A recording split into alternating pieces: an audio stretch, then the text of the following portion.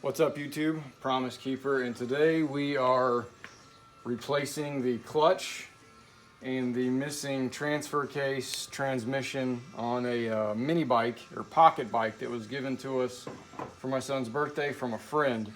This is a 40cc motor. I know it's dated from 2015, but it's a Chinese brand. I don't know how to really pronounce it. I actually tried to reach out to them on the off chance they would give me something on parts.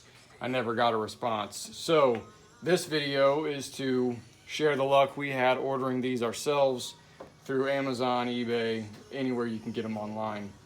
So first thing we had to do, because what we were told was that the clutch had gone out on this and it had sat for at least 2 years. Despite having sat 2 years, once I put in a little bit of gas, this thing fired up super easy. So the motor is in perfect shape. This is a centrifugal clutch. You can see we've already thrown in the new one. The factory had this XC indication and the arrows that show you how this should be rotating with the motor. This was face out, just like that when we removed it. Keep in mind there is a small washer that goes on the back of each one of these that's very easy to lose when you pull them off. My son, giving me a hand, saw them fall when I didn't notice them. So your first step is to locate this part, and I did nothing more than search for pocket bike clutch, and I picked the one that looked the most like this, and as luck would have it, they are identical. I'll put the links where we got these in the description. I believe this was 15 to 18. And then the actual transmission itself, I think I bought the one that was about $25. We pulled the cover off just now so we could check just how well lubricated it was inside. A few of the videos that I had found showed that these were bone dry. And this, and just to give you a look, the bearings themselves, with the exception of this one, there's a lot of grease in this. I was worried there wouldn't be any, but this will probably suffice. So this is what we're dealing with. Just like I had to buy this out of nothing more than guesswork, I bought this with little more than guesswork. What I'll tell you to do, and it's how I knew I was going to get the right one, and it looks today like we got the right one. One morning before work, I came out and did my best to measure from the center of each one of these bolt holes. And what I came out with was about 2 3/4 inches square. So all the way around 2 3/4, 2 3/4, 2 3/4. That equals out to, if you pull up a conversion chart, that's 70 millimeters. Now, when you're searching, they don't all give you what this bolt pattern is. This one did. Once you dive into this, we won't waste time getting the body parts out of the way. It's simply nuts and bolts. My fuel line is still attached. It's a couple of random screws, machine screws that hold the actual plastic on the motor. It's a little difficult to get to this guy in the back. You'll know what I'm talking about when you get there. I had to do a little makeshift with a wrench and a Phillips screw. The tip of a Phillips screw bit. That stuff's easy, but what gets tricky is getting these bolts loose on a spinning engine. So what you will need to do, if you're dealing with my bike, we've got a 17 millimeter, and if we're looking at it metric and standard, 11/16 will also fit. These bolts are super thin on the head. So with that being said, you're likely going to have a pair of sockets similar to mine where there's a taper at the end. Be extremely careful that you keep these as straight as you can when you take them loose. Okay, now for that, we want to hold this steady without any special tools and without damaging the motor. You can see here we pulled out the spark plug. And not to say it's going to be guaranteed the same size as yours, but this was a 5/8. It's a little guy. Take the spark plug out, and if you've got a bungee cord, some rope, whatever, the trick to this is get the cylinder. We've got this bottom dead center, so to speak. We feed our rope as much as we can to fill the cylinder cavity.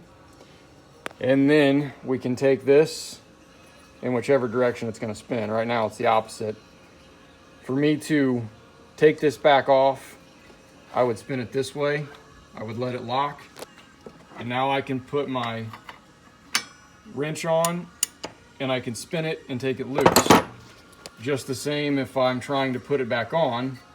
There we're down and now we're all the way back up. Now I can take my wrench and crank it tight and the engine will not move. It's a rope, it's soft, there's no scratching, there's no damage to worry about. No hardware. We had to go to Ace, and may be different from yours, but the bolts on the motor actually matched some of the machine screws that I used to take off the body parts. So we got lucky. In my case, these are metric 6s. Sometimes you got to get clever. I couldn't find a size in between my maximum and my minimum length, so I've got a couple of bolts that are, I got a couple of nuts that fit well over this, and they're going to act as my spacers so that the end of these long bolts does not hit my flywheel, because that's where we are at. So 50 cents to $1 for your nuts and bolts, 50 cents to $1 each. And the new ones I bought, we've got a 10mm socket. The existing hardware, some of the typical looking heads you're going to use on the bike, they take an 8mm. We're going to, again, let's just do what I didn't want to do. The grease is going to be probably most well served right on the shaft and inside the opening of the bearing, but not so much that you want to pack it down into the bearing itself. Those should already be lubricated with the right kind of oil. All right, let's clean some of that off my hands.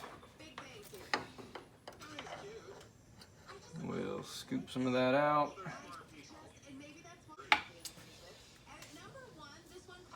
And just for reference, if you pull one of these apart yourselves, these bolts were super torqued tight.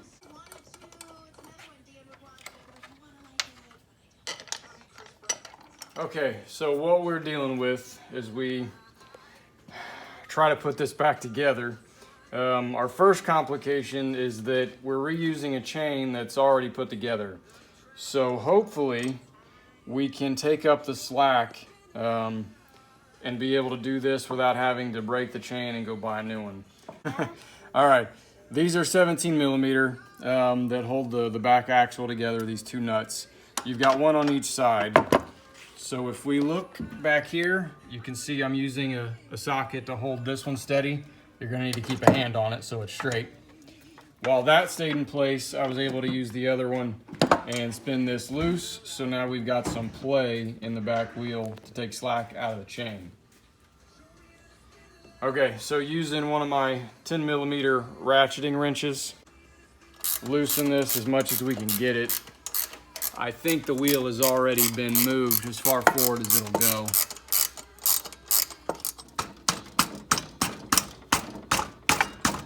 All right, that's as much as we've got. So as we move forward, here's what you need to know that I didn't cover already. Our rear sprocket has 54 teeth and it is 5.5 inches in diameter. This chain is 51 links. I know there are some other designations for a chain. Can't tell you what that is. And it's a 14 tooth, which I can't turn your way. It's a 14 tooth on this front sprocket where our rear drive chain is meeting the transmission.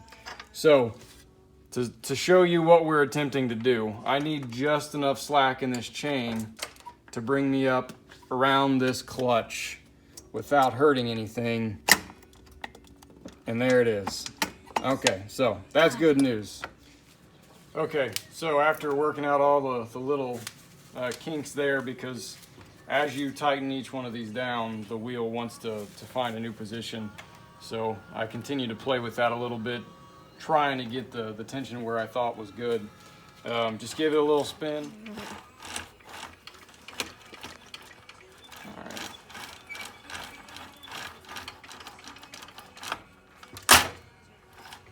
What was that? I'm not sure. Okay, so after going back through this whole process again, we won't waste your time with, and what I couldn't quite see was one link. When it would get to the front sprocket, it would start to jump the gear because it wasn't flexing anymore. When I found the ones that were a little bound up, I stuck them on the rear flywheel and just kind of tapped through some of that rust. So we're gonna keep adding oil and rust eater, get as much out of this as we can. But as long as the bike runs, replacing this will be simple. Another thing to point out is as I was diving into this, I got a little worried about the depth of the bottom bolt because there is just a slight taper to the way this transmission mounts to the motor. So you'll notice I've added another spacer in there in the form of an extra nut laying around. So that literally was just fed. Now I gotta get some of the tension off of it. Spin the back wheel. That was literally just fed. Ooh, that's dirty. Straight down into the cylinder. So dirty. And what did we get in there? About 1.5 feet worth, maybe. It's a tiny motor, tiny cylinder, doesn't take a lot. We've got our spark plug. I ain't gonna bother with any anti-seize on a motor this small.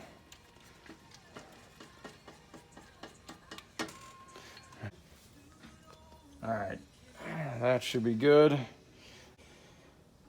All right, I'm gonna skip the plastics. I wanna hurry up and get the seat on this thing, and let's watch it roll. All right, so everything is back together, and as expected, there are a few things you'll have to work out. Go ahead and fire it up, Bubba. Okay.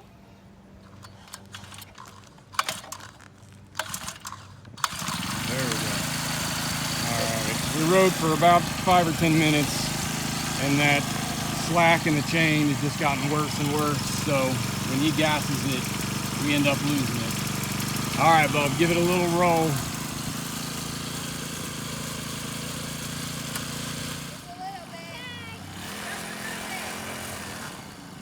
He's getting his balance.